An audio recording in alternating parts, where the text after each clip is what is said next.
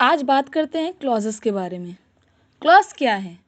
Clause एक words का group है, शब्दों का समूह है। इसको आप सब सेंटेंस भी बोल सकते हो, यानी कि सेंटेंस के अंदर का सेंटेंस।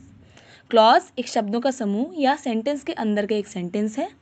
इसके अंदर एक सब्जेक्ट होता है और एक वर्ब होता है, दोनों का कॉम्बिनेशन होता है। यानी कि एक बंदा होगा या एक चीज़ होगी जिसके बारे में कहा जाएगा, एक काम होगा, एक वर्ब होगा जो कि उसके प्रेडिकेट को पूरा करता है। इसके पास अपने आप में एक पूरा मतलब होता है, इसकी एक कंप्लीट मीनिंग होती है।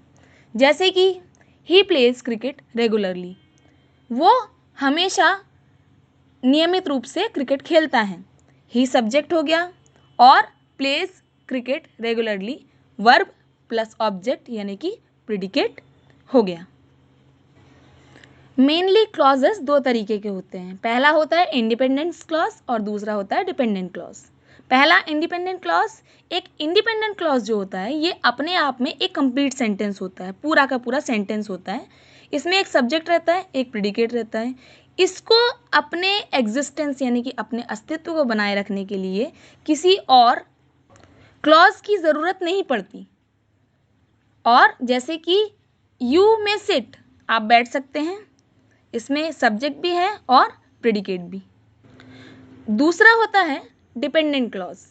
ये भी एक सब्जेक्ट और एक काम का कॉम्बिनेशन ही है, यानी कि एक पर्सन या एक बंदे के बारे में बात होती है और एक काम होता है। ये एक कॉम्बिनेशन होता है, एक मिलावट होती है दोनों की, लेकिन इसके अंदर एक कंप्लीट मीनिंग जो है वो नहीं रहती है, यानी कि ये मीनिंगलेस होता है। ये इंडिपेंडेंट क्लॉज पे डिपेंड करता है खुद। जैसे वेरेवर यू लाइक, तुम जहाँ चाहो, ये आधा है, अधूरा है, इसका अपने आप में कोई मतलब नहीं है। लेकिन अगर हमने इसमें यू में सिट जोड़ दिया, यानी कि एक इंडिपेंडेंस क्लॉज जोड़ दिया, तो फिर क्या हो जाएगा? तुम बैठ सकते हो जहाँ तुम चाहो। तो इंडिपेंडेंस क्लॉज जो है वो डिपेंडेंट क्लॉज को खुद ही कंप्लीट करता है। डिपेंडेंट क्लॉज के तीन टाइप होते हैं। पहला होता है नाउन क्लॉज, दूसरा होता है एडजेक्टिव क्लॉज और तीसरा होता है एडवर्ब क्लॉज। पहले की बात करते हैं नाउन क्लॉज।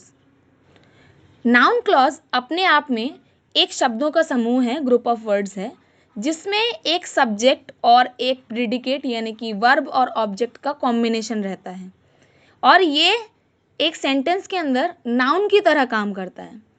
नाउन की तरह कैसे काम करता है? जैसे अब एग्जाम्पल ले लें, I fear that I will fail. इसमें जो दैट आई विल फेल है, इसमें आई भी आया, आई एक सब्जेक्ट हो गया, और विल फेल आया यानी कि एक वर्ब हो गया और एक प्रेडिकेट हो गया। इस सेंटेंस का मतलब हुआ कि मुझे डर लगता है कि मैं फेल हो जाऊंगा। तो यहाँ पर आई विल फेल ने क्या किया? दैट आई विल फेल ने नाउन क्लॉज बताया, यानी कि किसी पर्सन के बारे में बात करी। वैसे ही that you have come pleases me, you have come, यहाँ पर भी हमने नाउन क्लॉज की बात की। दूसरा होता है एडजेक्टिव क्लॉज। ये भी शब्दों का एक समूह है, लेकिन ये किसी क्लॉज के अंदर एडजेक्टिव का काम करता है, यानी कि किसी चीज़ की खासियत बताता है। ऐसा एक शब्दों का समूह जो किसी चीज़ की खासियत बताता है, जिसे हम एडजेक्टिव बोलते हैं। इसमें भी एक सब्जेक्ट होता है और वर्ब और प्रेडिकेट, उसका वर्ब और ऑब्जेक्ट का पूरा कॉम्बिनेशन रहता है। जैसे कि ये एक नाउन की जो डेफिनेशन है उसको बताता है, एक नाउन की खासियत बताता है। जैसे the umbrella which has a broken handle, एक छाते के बारे में बात हो रही है, छाता नाउन है लेकिन उसका हैंडल कैसा है? टूटा हुआ है। तो इसने बता दिया हमको कि ये एडवर्ब क्लॉज है, which has a broken handle. He met a girl whose eyes were blue, whose eye were blue क्या हो गया? एडजेक्टिव हो गया। तीसरा टाइप है एडवर्ब क्लॉज। ये भी एक शब्दों का समूह है, ग्रुप ऑफ वर्ड्स है, जिसमें एक सब्जेक्ट होता है और वर्ब और ऑब्जेक्ट यानी कि प्रेडिकेट का एक कॉम्बिनेशन रहता है, दोनों रहते हैं। लेकिन ये किसी सेंटेंस में एडवर्ब की तरह काम करता है। एडवर्ब की तरह किस तरीके से काम करता है? ये किसी सेंटेंस के अंदर किसी काम की खासियत को बताता है, यानी कि किसी वर्ब के एडजेक्टिव को बताता है, किसी काम की खासियत को बताता है। जैसे दे रेस्टेड व्हेन द इवनिंग केम, उन्होंने आराम किया। कब किया? जब इवनिंग केम, यानी कि शाम आ गई या शाम हो गई। तो यहाँ पर हमने शाम के होने या आने के बारे में बताया है। शाम हो गई तो ये एक काम की क्वालिटी हो गई कि शाम जो है वो ढल गई है। अब I will give you a map, मैं तुम्हें एक नक्शा दूंगा, so that you can find a way, ताकि तुम एक रास्ता ढूंढ सको। यहाँ पर रास्ते को ढूंढने की बात हो रही है, यानी कि एक काम की बात हो रही है, ढूंढना उसकी खासियत हो गई। तो इन दोनों से मिलकर क्या बन गया? एक एडवर्ब क्लॉज बन गया कि that you can find a way, यानी कि तुम एक रास्ता ढूंढ सको। तो इस तरीके से हम लोग क्लॉजेस के बारे में ज़रा एक बार रिवाइज करें। तो क्लॉज क्या होता है? एक सब सेंटेंस होता है या एक ग्रुप होता है वर्ड्स का, शब्दों का, और इसमें एक सब्जेक्ट होता है और एक प्रेडिकेट होता है, यानी कि वर्ब साथ में ऑब्जेक्ट, और इसकी एक कंप्लीट मीनिंग होती है खुद से।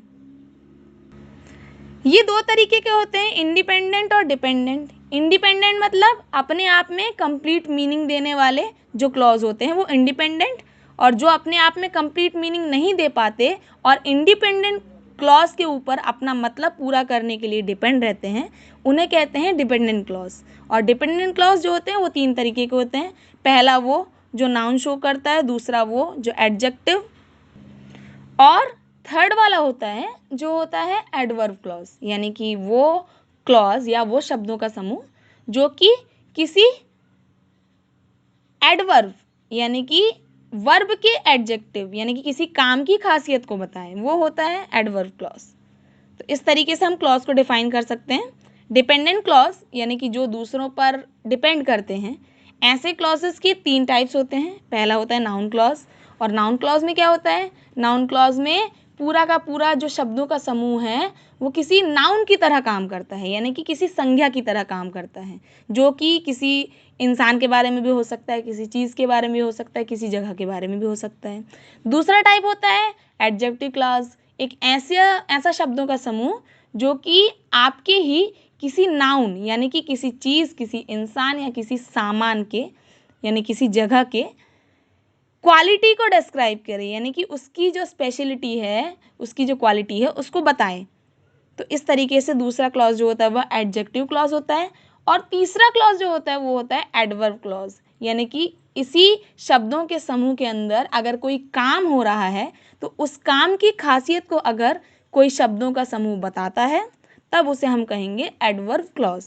तो इस तरीके से आपका जो क्लॉजेस का जो सेक्शन है वो कंप्लीट हुआ है, आप लोगों को समझ में आया होगा। अब प्लीज़ अपनी जो एक्सरसाइजेज हैं उनको स्टार्ट कीजिए, एंड थैंक यू।